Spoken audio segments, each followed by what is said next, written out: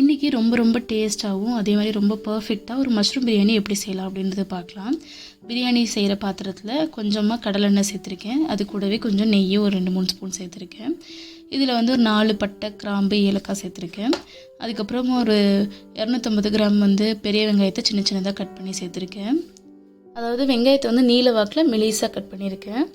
So இது இந்த நெய்யிலையும் எண்ணெயிலையுமே அந்த வெங்காயம் நல்லா ஃப்ரை ஆச்சுனாவே பிரியாணியோட டேஸ்ட் வந்து சூப்பராக இருக்கும்.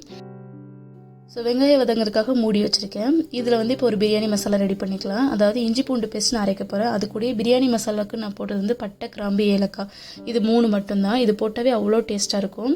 ஸோ இஞ்சி பூண்டு பேஸ்ட்டு கூடயே ஒரு 4 பட்டை, கிராம்பு, ஏலக்காய் 4 பீஸ் சேர்த்து அதை அரைச்சி தனியாக வச்சுக்கலாம்.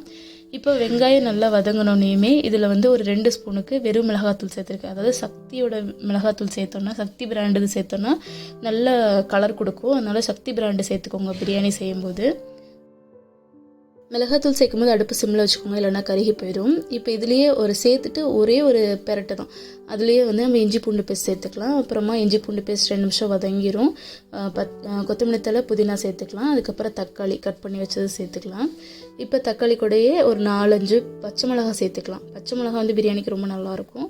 ஸோ இதெல்லாமே சேர்த்துட்டு நல்லா வேக வச்சுருங்க. உங்களுக்கு பிடிச்சிருந்தா தயிர் இந்த டைமில் சேர்த்துக்கோங்க. நான் தயிர் சேர்க்க மாட்டேன், அதனால லெமன் மட்டும் சேர்த்துக்கிறேன். லெமன் வந்து கொட்டை இல்லாமல் வெறும் ஜூஸ் மட்டும் இருக்கிற மாதிரி சேர்த்துக்கோங்க. நீங்கள் தயிர் சேர்த்தாலுமே கூட லெமன் சேர்த்துக்கோங்க, நல்லாயிருக்கும். ஹஸ்பண்ட் வந்து தயிர் சாப்பிட மாட்டதுனால நான் லெமன் மட்டும் சேர்த்துக்கிறேன்.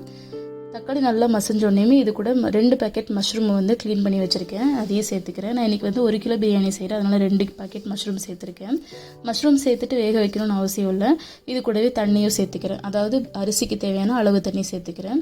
நான் இன்றைக்கி குருண அரிசியில் தான் செய்ய போகிறேன். அதாவது ஜீரக சம்பாவோட குருண அரிசியில் தான் செய்ய போகிறேன். ஸோ 1க்கு 1.25 அளவு தண்ணி சரியாக இருக்கும். அதாவது ஒரு படி அரிசிக்கு 1.25 படி அளவு தண்ணி வந்து சரியாக இருக்கும். ஸோ அந்த தேவையான அளவு தண்ணியை சேர்த்துட்டு கொஞ்சம் உப்பையும் சேர்த்து நல்லா கொதிக்க விட்டுறேன். தண்ணி நல்லா கொதித்த பின்னாடி இதில் கழுவி வச்சுருக்கிற அரிசி சேர்த்துக்கலாம். ஜீரக சம்பா அரிசி ரொம்ப சூப்பராக இருக்கும். ஜீரக சம்பா அரிசியில் வந்து 2-3 குவாலிட்டி வருங்க. துரையூர் ஜீரக சம்பா அரிசி தான் நல்ல டேஸ்ட்டு கொடுக்கும். அரிசி வந்து 120 ரூபா, 100 ரூபா, 120 ரூபா, 90 ரூபா அந்த ரேட்ஸில் வரும். குருண அரிசி வந்து கொஞ்சம் கம்மியாக தான் வரும், 45 ரூபா, 40 ரூபா, 45 ரூபா தான் வரும். ஸோ நான் இன்றைக்கி வந்து குருண அரிசி தான் சேர்த்து செஞ்சுருக்கிறேன். ஆனால் டேஸ்ட் வந்து மாறாதுங்க, சூப்பராக இருக்கும். அரிசி சேர்த்து கொதி வர வரைக்கும் ஃபுல் ஃப்ளேம்லேயே இருக்கட்டும். அதுக்கப்புறமா தண்ணி கம்மியாக அடுப்பு நல்லா கம்மி பண்ணிடுங்க.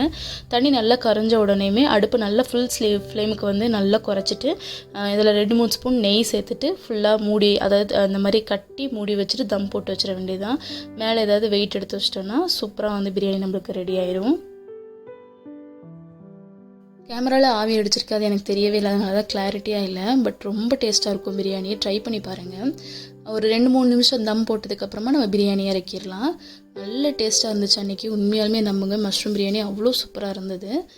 ஸோ பிரியாணினாவே ஜீரக சம்பா அரிசியில் ட்ரை பண்ணி பாருங்கள், ரொம்ப நல்லாயிருக்குங்க. அது எந்த பிரியாணியாக இருந்தாலும் சரி, வெஜிடபிள், மஷ்ரூம், சிக்கன், மட்டன் எதுவாக இருந்தாலுமே சரி, ஜீரக சம்பா பிரியாணின்றதே ஒரு தனி டேஸ்ட்டு தான்.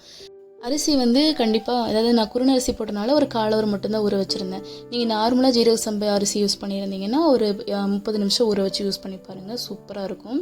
இன்றைக்கி லஞ்சுக்கு நான் பிரியாணி கூட வந்து சோயா சில்லி போட்டிருந்தேன். அதுக்கப்புறம் இது கூட பச்சை புதினா சட்னி வச்சு கொடுத்துருந்தேன். ஸோ நீங்களும் ட்ரை பண்ணி பார்த்துட்டு எப்படி வந்துச்சுன்னு உங்கள் கமெண்ட்ஸ் எனக்கு சொல்லுங்கள். இன்னும் வீடியோஸ் பார்க்குறதுக்கு நம்ம சேனலை சப்ஸ்கிரைப் பண்ணிக்கோங்க.